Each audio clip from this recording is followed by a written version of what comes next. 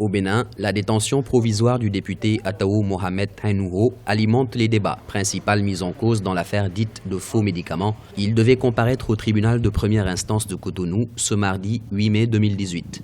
Mais son procès a été reporté au 12 juin 2018 en raison de son état clinique. Après plus de 4 mois d'exil, le député Atao Mohamed Henouho s'est rendu de lui-même au tribunal de Cotonou le vendredi 27 avril 2018. Malgré l'ordonnance de refus d'arrestation délivrée par le juge des libertés, le député de la minorité parlementaire a été mis en garde à vue et après placé sous mandat de dépôt, bien qu'étant en hospitalisation.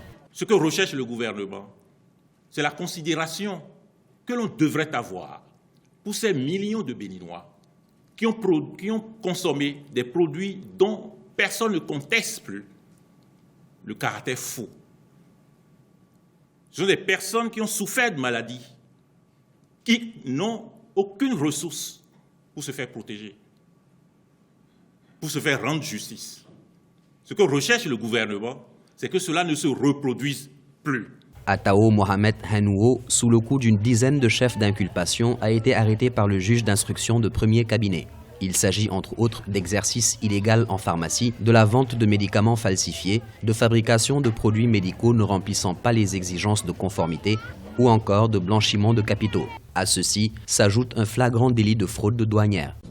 En conclusion de cet exposé liminaire sur la situation carcérale de mon client aujourd'hui, c'est qu'il y a une volonté manifeste, machiavélique,